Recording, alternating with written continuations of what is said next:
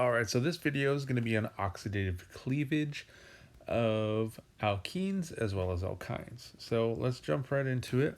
Let's say we have this alkene, right? We got two R groups on the left side, two hydrogens on the right side, and we're going to do oxidation, right? And this is my generic way of saying oxidative cleavage.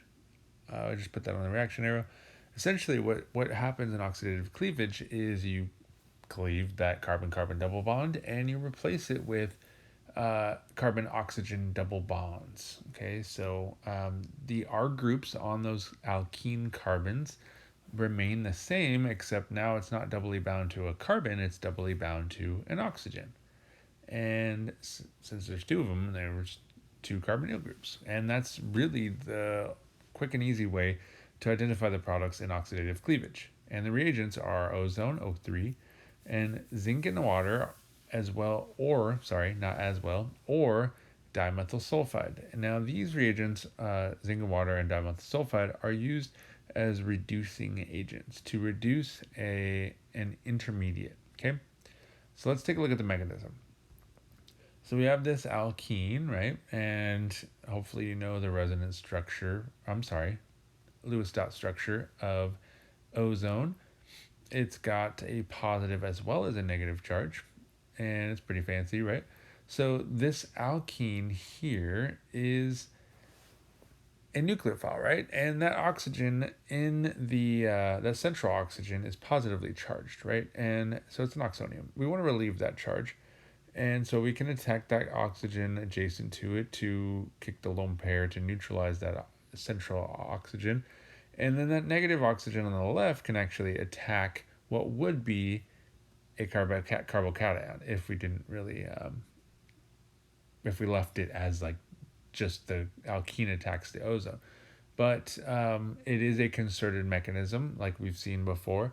And we end up with this intermediate compound here. And this is called a malozonide. Okay, so it's like ozonide, but molozonide. And it's really just an intermediate, but you should know the general mechanism for this process. Now, the malozonide rearranges to this compound here. And what do you think this is called? Probably ozonide. Just a guess, right? I don't know. Just kidding. I do know. It is ozonide. Write that down. So after you this ozonide intermediate forms as well, you can reduce it with zinc and water or dimethyl sulfide. And once you reduce with these reducing reagents, you end up with your carbonyl compounds. Sorry, I forgot my hydrogens on that ozonide intermediate. And now you end up with formaldehyde as well as acetone. And that's the process of oxidative cleavage of alkenes. Okay, now your byproducts are going to be zinc. This is like zinc hydroxide compound as well as dimethyl sulfoxide, which you've actually seen before, DMSO. It's a polar aprotic solvent, good for SN2 and as well as a few other reactions. Okay, so what we want to do here is kind of take a look at some problems, and I want you to try and predict the products. What we're going to do is kind of show you some alkene starting materials, and then I want you to predict the products. Some of these are going to be crazy because they're going to be in the rings. They're going to have more than one alkene. But then what we also want to do is try and identify the starting materials.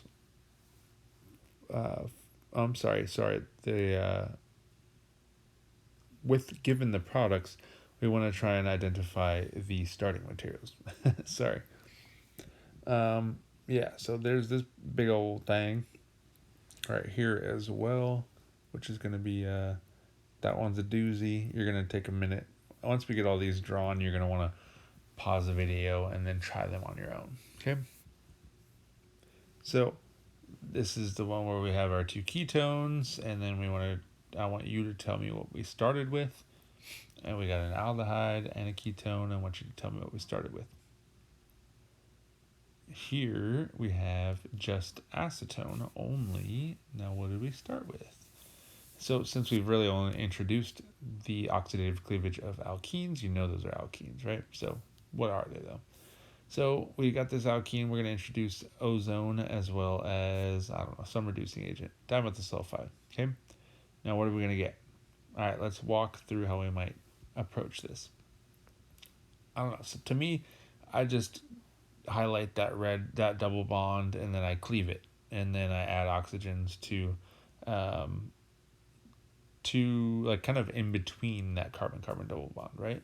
So that's just me. It seems to be kind of more straightforward sometimes to me than it does others. So what you can do is visualize it just like this, or we'll take a look at maybe another way or two, just to kind of help visualize it, just to see what we can do. So really what you want to do, make sure first and foremost is make sure you have all your hydrogens drawn in so you don't lose any of those, right? So then you start drawing out the molecule, and you start drawing that red carbon-carbon double bond, but then you leave a little space there and then continue to draw that. And then you, of course, add your methyl and ethyl in this case. And then that gap, you insert 2 oxygens. Okay, so that is your oxidative cleavage product right there, or those are your products right there. And that's just the process to kind of go straight from the alkene to the product. You could, of course, do the mechanism, but even the mechanism at the end kind of jumps to this. So again, make sure your hydrogen's drawn in, cleave that bond, insert 2 oxygens there to give you 2 carbonyl compounds. So this compound right here is drawn in pretty much the cyclic form already, or still, I should say. And you want to make sure you count all your carbons. You got 5 there, and then if you draw 5 in a linear chain, this would be your dialdehyde product. And so this may be what what you might see in an answer key, for example. So if you drew the cyclic structure, you're not wrong. Just make sure you're aware of that it can open up. All right, so this one has 2 alkenes in it, and might seem a little bit more complicated. You just got to do the same thing twice, right? So not too big of an issue. Start drawing the molecule, and this one's interesting because it opens up the ring, but it's also going to split up into separate molecules as well. So we'll insert that carbon-carbon, or that carbon-oxygen double bond twice, and then we will do it on the bottom as well. So this one, you can see that the formaldehyde kind of pops off, and we can separate that if we want, just to kind of show that it is a separate molecule. The other one, it just opened up that ring to create a ketone and an aldehyde, as well as another ketone on the bottom part. Okay, so this one right here is probably a little bit more complicated, but still pretty much the same. We're just doing that oxidative cleavage 1, 2, 3, 4 times. And I think the hardest part is probably just drawing it. So I really like to just elongate those carbon-carbon double bonds, or and then erase them. So like what we can do is just erase right here, and then we can literally cut it and separate it like this. And then we can insert our oxygens here at the end of those at the end of those double bonds right there. And that would be the oxidative cleavage product of that particular alkene right there. So I'm going to undo that, though. I'm going to put that back together so I can draw the products on the right side of this reaction arrow. Okay, just so we're not confused. But throughout this process, I'm going to just kind of jump through it and start drawing the molecule, and then create that carbonyl compound, and then finish it off on the other side with the rest of that carbon structure. So hopefully your structure matches mine. And I'm drawing in my hydrogens as well, just so we can account for all of the 4 bonds bound to those carbons. And this last one right here. Okay. So what we can also do, just to make sure that we're good on the structure and carbon count, is count all of the carbons in the original molecule. So we've got 1, 2, 3, 4, 5, 6, 7, 8, 9, 10, 11, 12, 13, 14 carbons. So we should have 14 carbons in the final product, at least in that main ring structure, because that kind of aldehyde and ketone poking off are pretty straightforward. And we're good to go. So again, of course, I didn't really count the outside carbons because those are easier to account for. We got the aldehyde and the ketone. Okay, so now on these problems, we have the oxidative cleavage products, and we want to identify the starting material. So the starting alkene in this case. Okay, so what I would do is draw the 2 ketones, in this case 2 carbonyl compounds, just right next to each other, right? And then you kind of eliminate those oxygens, and then you jam the 2 carbons together, okay? And that leads to this Batman looking thing, little bird, and you just draw the red bond, double bond all the way across, and that's your starting alkene product, okay? So we can do the same thing for this guy, drawing the ketone, the aldehyde here, and that goes to this alkene here. Okay. Now again, so this one may or may not have been tricky for you.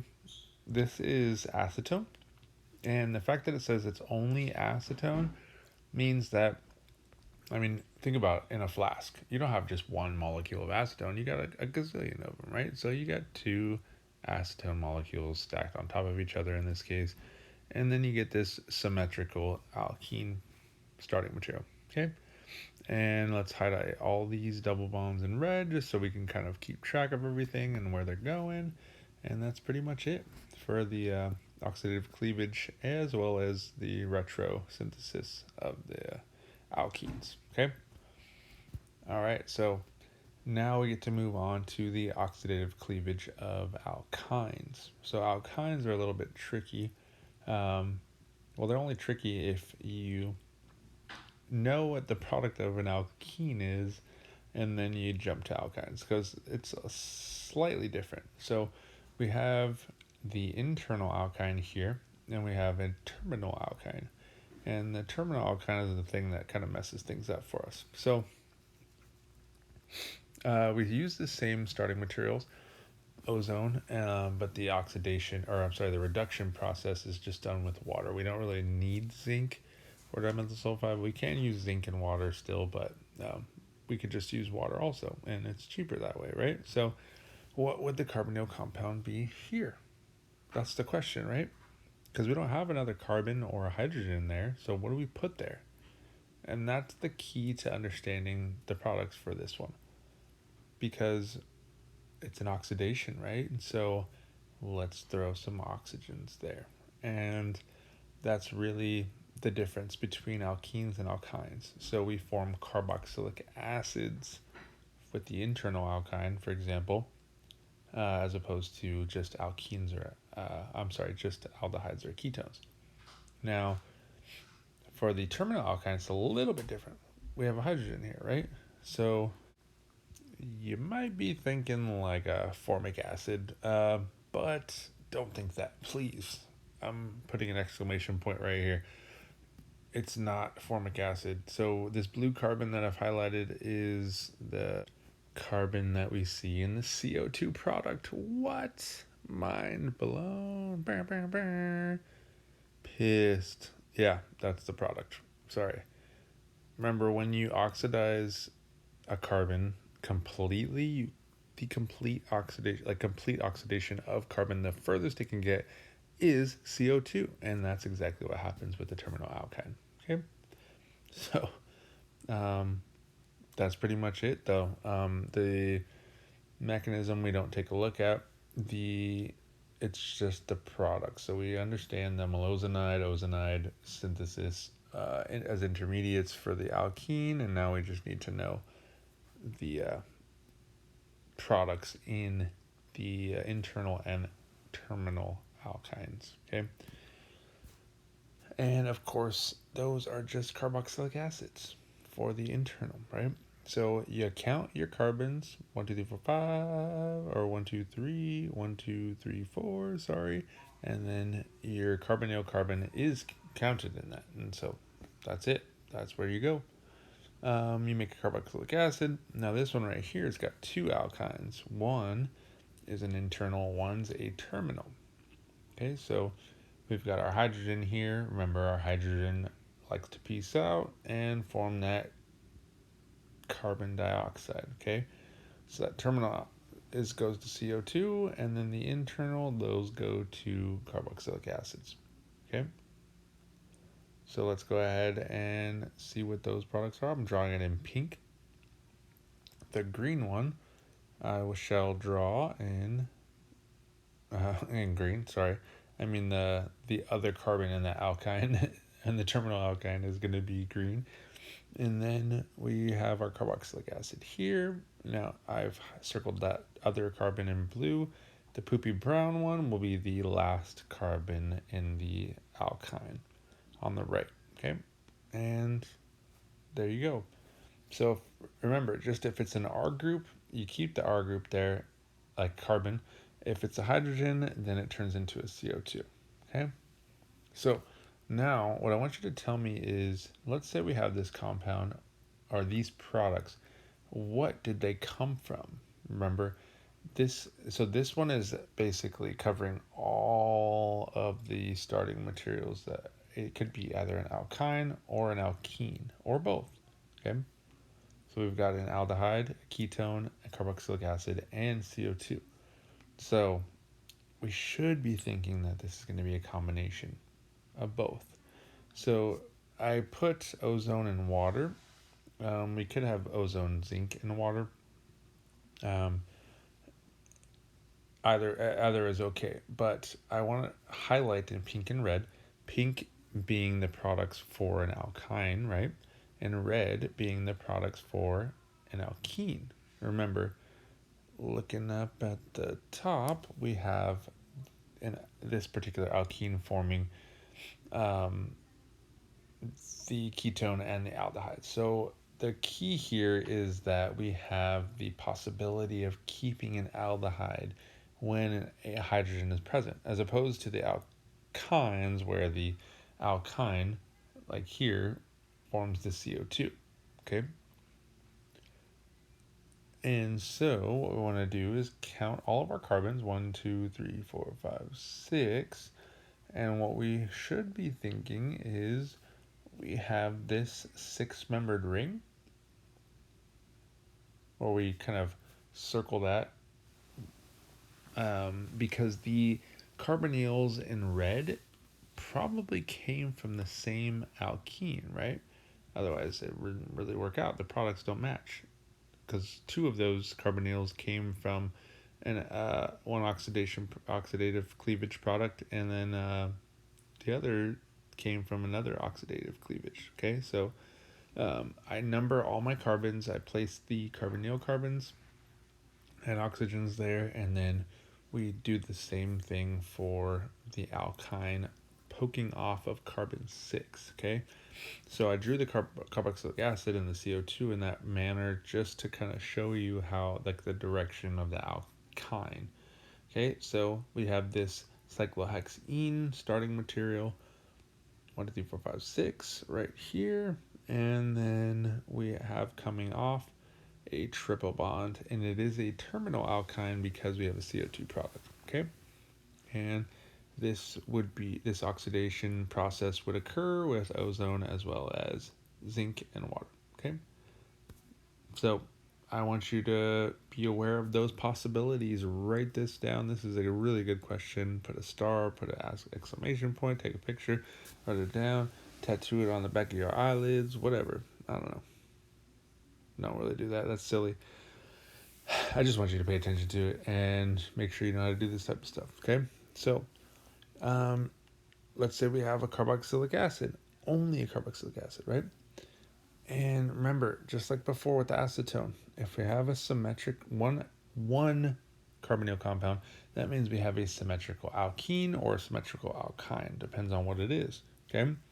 And that's exactly what we have here. Once we draw everything out, we can count our carbons. 1, 2, 3, 4 for the linear parent chain. 1, 2, 3, 4, and 1, 2, 3, 4 on the other side. And so this is our starting alkyne material.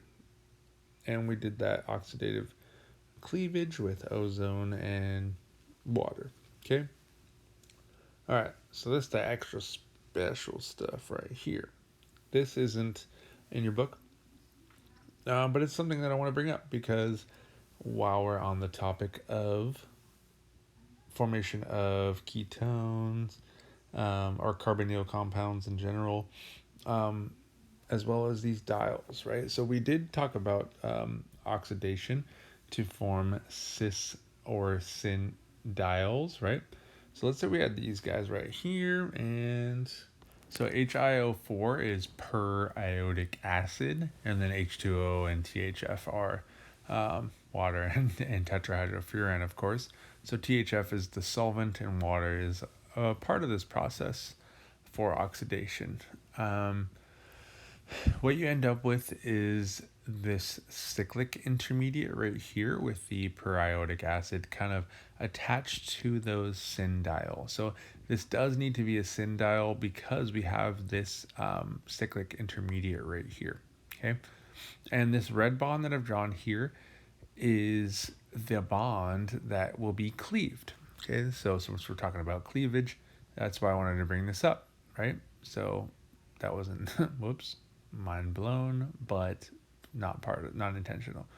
Okay, so if we're cleaving that carbon-carbon bond in red, what are we filling in the blanks with, right? So if the carbon's losing a bond, we have to fill in to create 4 bonds to that carbon, and this is an oxidation process. So we create another carbon-oxygen bond, right? And so once we cleave that carbon-carbon bond in red, we create 2 carbonyl compounds, and then we can kind of expand that out as drawn here.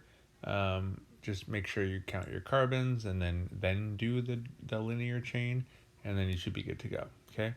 So you can imagine this mechanism kind of going, follow the red arrows. So that red arrow creates creates that carbon-oxygen double bond, which breaks the OI bond, which kind of breaks another OI bond and goes back to form another carbonyl. So it's a cyclic concerted mechanism that kind of shuffles electrons around, kind of like a little do-si-do. And look what you got. 2 carbonyl compounds, right? Now, other than the fact that this is a cleavage process and it's technically an oxidation, I wanted to bring up this because we also can go from this methyl cyclohexene starting material to that product by the addition of ozone with zinc and water, right? And that's going to do the same oxidation process, but in theory, just kind of in one step, because remember, if you want to get to a cis or syn diol, you need to start from an alkene and then add osmium as well as NMO or potassium permanganate, right? So I'll draw that in a second, but this intermediate right here, just before I forget, is a cyclic periodate intermediate, and it's something you should know, okay? I'm bringing this up not just for fun. I know it's loads of fun, but I do want you to know this information because it is useful synthetically, because sometimes you can't go that ozone route. You have to go the osmium tetroxide with NMO to form the syndiol, and then you got to do that periodic acid to form the cleaved carbonyl compound products. Okay, so as you can see here, we got this syndiol, we add HiO4, THF, and water, and then we can count our carbons. So 1, 2, 3, 4. We should have an aldehyde here, as well as an aldehyde on the other side. With make sure we count our carbons, and then we should be good to go. So write that down, put a star by it, exclamation point. There's multiple ways to get to the same product. Again, it's important because if we can't go that ozone route, we have to be able to know this synthetic route going to the formation of the syndiol and then the addition of HiO4, okay, with the water and THF. All right. Have a good day. Bye.